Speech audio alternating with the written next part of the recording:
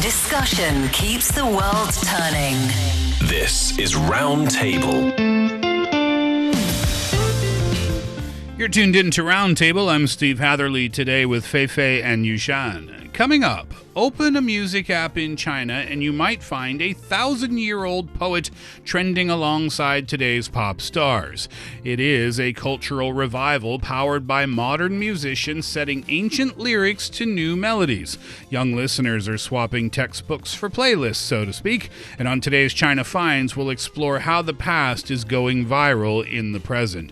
Our podcast listeners can find us at Roundtable China on Apple Podcasts. Don't forget that we want to hear from you too, and we love it. So send your voice notes our way. roundtablepodcast@qq.com. Once again, roundtablepodcast@qq.com. And now. Think history is behind us? Think again. Timeless discoveries, modern meanings. This is China Finds. It is time for another edition of China Finds. And actually, Yushan, it's been a while since we've covered a China Finds here on the show. So why don't you remind our listeners exactly what this segment's all about? Well, this segment is about some interesting findings on the new archaeological studies, but also in our history and culture, what we find interesting and that we want to present to you and how that aligns with our modern day lives. Now, today is a rather interesting story where past truly does meet present. That's very cliche. We say it a lot, right? Where past meets present. But in this case, it is absolutely 1,000% true. Yeah, indeed. For the past 2 months, I've already seen all different mainstream or social media streams reporting on the fact that how ancient Chinese poets are now officially listed as songwriters on streaming apps, especially music players like QQ Music or NetEase Music. So now if you look for example, some of these very famous names, like, for example, Su Shi from the Song Dynasty from year 960 to 1279, as well as other big-name poets like Li Bai or Bai Zhiyi from the Tang Dynasty, which lasted from 618 to 907. If you look for these names on music apps, they will appear, and the profile picture will be their portrait from one or two, several ancient paintings that captures the look back then. And then underneath, for the work column, it will be different songs adapted based on their poets. So that's some... I actually checked on QQ Music, the app, this morning, and I searched for Bai Zhiyi, and surprisingly, Bai Zhiyi has more than 11,000 followers already on that app. Wow. And it was like, and also have like multiple works that he was listed as a lyricist, and listen to one of the songs. It's pretty good, actually. Yeah, actually the fact or the action of adapting ancient poems into songs, into modern songs, has been around since at least 9 to 10 years. Because I didn't know that. So yeah, ever since 2017, I've read about posts on how young people, like college students or university bands, are actively adapting ancient poems into pop songs or rock songs. That's so cool. But in the meantime, we see music apps trying to match up with that trend by adding these famous poets from ancient China as lyricists on their apps. So these poems that were written by these ancient poets like Li Bai and Bai Zhiyi, and by the way, these names, everybody in China would know these names? Yes. Yep. It's kind of like Shakespeare Yeah. in the West, Yeah. kind of, in terms of public knowledge. Okay, so these poems written by these poets, they were intended to be enjoyed musically. Is that correct? Well, some are just poems, but some others, like for example, when we talk about Ci, which kind of primed during Song Dynasty, that is meant as lyrics indeed. And well, for the heritage part, we only have the lyrics left. We don't know how this particular piece was sang back in the Song Dynasty. But yeah, we still have the lyrics, so people are getting creative, and that's not really surprising. So for today's China Finds, we're going to try to turn it into a little bit of a poetry segment, which Very classy. which works for me because I was an English literature major and I studied poetry for a good few years. So I'm very happy to get into this because obviously, you said these names. Sushi, am I saying that correctly? 苏轼. Sushu, Right, with the same spelling as sushi, but yeah, 苏轼 Sushu, will be his name. Li Bai, Bai Juyi. These are household names in China. Yeah, they are. But these are not names that Western people, nobody would know who these people are, right? Who these poets are. So I'm really excited to learn a little bit of what we can today. So where do we begin? Let's begin with 苏轼, the name that we were just learning. For many of you, if it's the first time, then 苏轼is actually known to be the quote-unquote god of poems. So for any of these famous poets back in the days, they all have some sort of a title. So for 苏轼, I searched that it's the god of poem, and for Li Bai, is it the saint of poem? Yeah, in English translation, Yeah. because their genre, their style, their can be style. different. Right, but for many people today, 苏轼is remembered as a poet. But his life was far richer and more dramatic than just that. It can be summed up in 3 different segments. First of all, his early success. He kind of became popular at the young age of 21 years old. And that's back in the year 1057 when he passed the imperial examination and was really impressed by all the... No, he got the impression by all the other chief examiners, and who said that he's going to be some famous people in the future, which because he did. his exam results were so impressive? Yeah, but the essay he wrote touched a lot of people. And after he became an official, and that leads to the second phase, which is a turbulent political career of his. And despite his brilliant start, despite his really high talent in writing political writings and theses, and also being up forward with his attitude towards his colleagues and towards the court, he was repeatedly demoted and exiled because of just that. Yeah, as you can imagine, if someone is extra straightforward and doesn't have the filter when they speak, they are probably less popular among their peers. Sure. So Still true today. Yeah, for him, that's exactly the case. He was exiled to so many different places, at least 5 or 6, if I'm remembering correctly. And then we learn about the third, which is also the most memorable part of his life, which is his open-mindedness. He's got the spirit. Wherever I'm exiled to, I'm still me, and I still enjoy life the way it is, no matter what happens. So one big part that local people loved him about, and modern people still love him about, is the fact that he is a genuine foodie.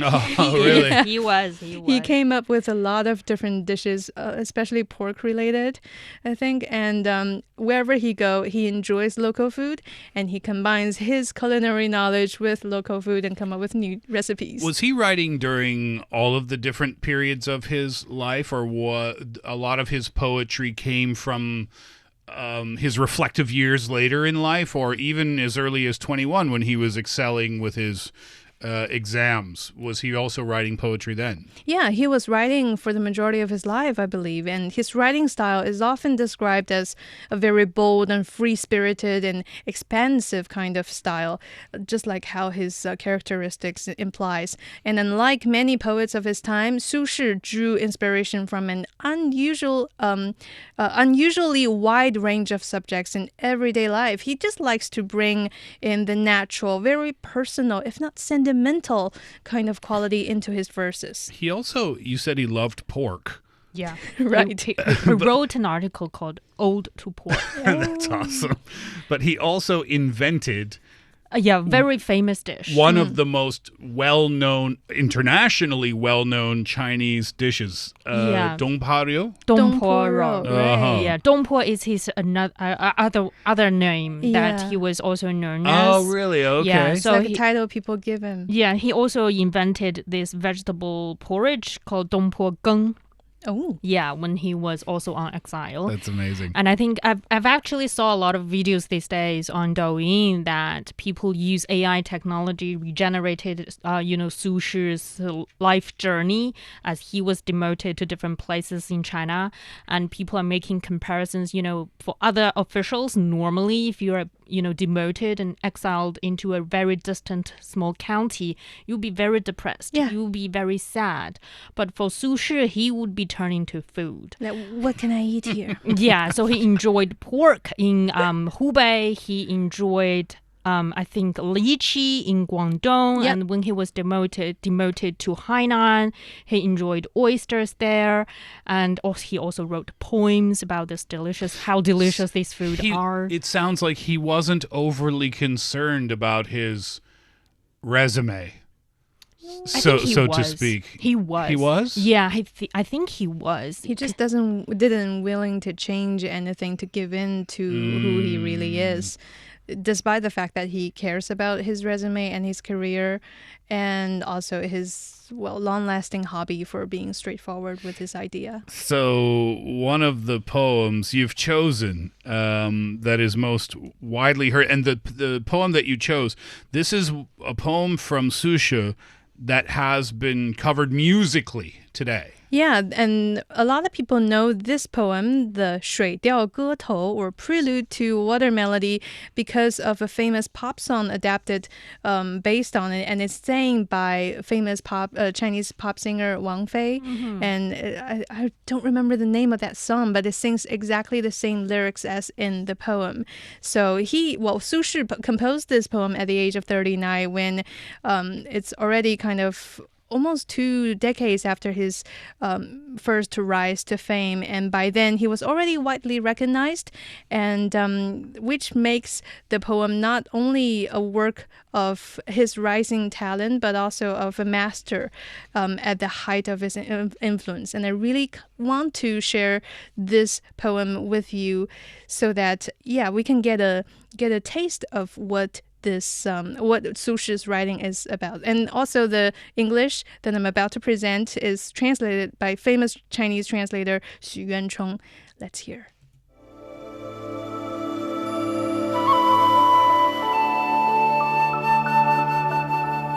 人有悲欢离合，月有阴晴圆缺。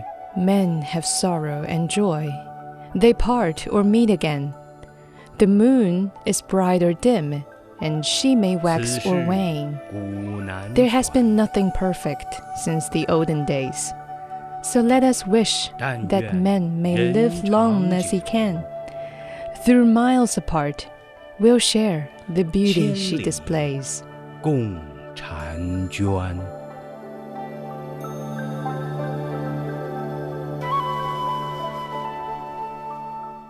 This right here today is one of the reasons I wanted to move to China. Oh. I mean, it's so cool, nice. right? And special thanks to Shen Ting, the host of More to Read, who contributed his voice as Su Shi. Yes. Yeah. I just want to go over this quickly. Men have sorrow and joy. They part or meet again. The moon is bright or dim. She may wax or wane. There has been nothing perfect since the olden days. Okay, so there it's kind of like life has its ups and downs. The moon will be bright sometimes. It won't be bright. Sometimes friends will leave each other and then they'll meet again.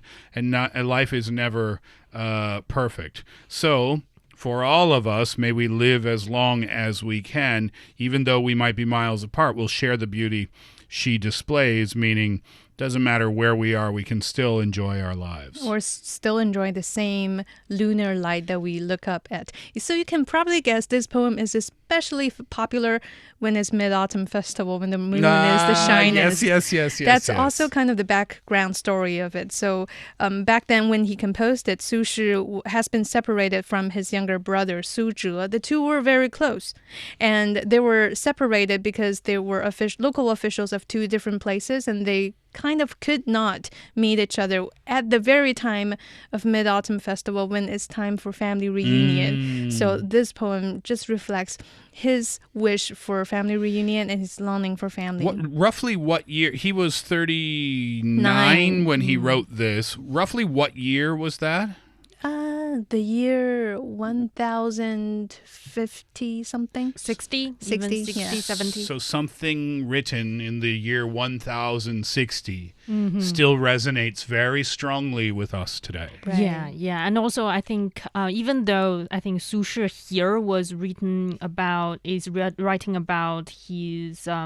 he's thinking about his brother. I think currently a lot of people, when they are thinking about even their spouses, their the other part, their partners, their friends, their family. So you can expand to anyone that you love and you want to devote this poem to them. Yeah, which is why it's so popular still with musicians who want to sing it out loud. Indeed. All right, so who's the other, you chose Bai Juyi as the other poet you wanted to talk about today? Exactly. Bai Juyi is one of China's most popular poets. He's from the Tang Dynasty, and one of his most famous works I'd like to kind of present to everybody today is called Pi Pa Xing, the son of a pipa player. So, pipa, or the Chinese lute, is kind of like a guitar-shaped traditional Chinese instrument. And this is a very long poem, but basically all Chinese people, especially young people, know it quite well because it's part of our Chinese textbook. And you have to recite to attend Gaokao. Oh, this is the one. Oh my gosh, this is Shakespeare's To Be or Not to Be. That is the question. Oh, really? Well, we have to memorize, as lit majors, we have to memorize. I think I memorized almost that whole thing. So this is one that everybody... So can you still remember the whole thing, I wonder? Just the most popular part that I'm about to present you to. So this poem that I'm about to present to you, Pi Pa Xing, it was composed in a quite unique background story, because when Bai Juyi was taking his journey along the Yangtze River, actually, that's over 1,000 years ago, he encountered a former courtesan who had once been a very famous pipa player previously, and they met on the river on boats, and she was there to present her pipa skill, but because of the very vibrant, sad, and emotional presentation and performance that she delivered, everybody was curious, like, what kind of brought you to this state of art demonstration that you have? And she told her story of how she has been having a hard life, which resonated with the poetess himself, Bai Juyi, and everybody else on the boat. They ended up crying together after the pipa song. So I just feel like even today I'm kind of astonished by how vivid it is that the music is presented in today's in this very piece, the first 1/3 of the poem. So this one's a little bit longer than our last clip. So, but you're going to share, and this isn't even the whole thing; it's just 1/3 of it. About 1/3 of it, yes. Okay, let's hear listen it. to it. Yeah.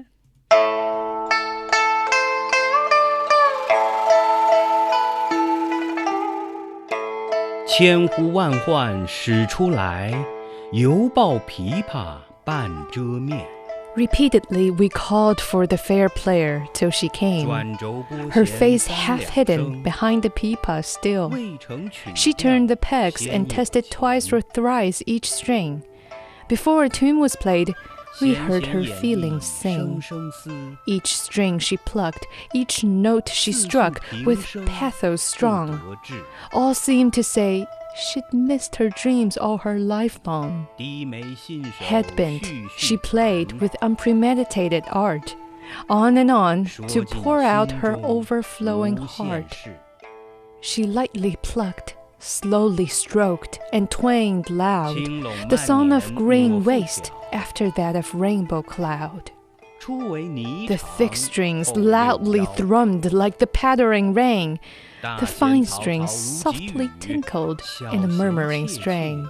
如私语 When mingling loud and soft notes were together 嘈 played, 嘈切切 you 拓 heard 杂 large and 弹 small pearls 大 cascade 珠 on 小 plate 珠 of 落 jade. 玉盘 Now you heard orioles warble in 尖端 flowery 鹦鹉 land, 花底 then a 滑 sobbing stream run along a 幽夜 beach 泉 of 流 sand. 冰下难 But the stream seemed so cold as to tighten the 冰泉 string. 冷涩 From 形 tightened 凝绝 strings, no more sound could be 凝 heard 绝不 to 通 sing. 声暂歇 Still, We heard hidden grief and vague regret concealed. The music expressed far less than silence revealed. Suddenly, we heard water burst a silver jar, and the clash of spears and sabers coming from afar. She made a central sweep when the music was ending. The four strings made one sound, as of silk one is rending. Silence reigned left and right of the boat, east and west. We saw but autumn white in the river's breast. 秋月白。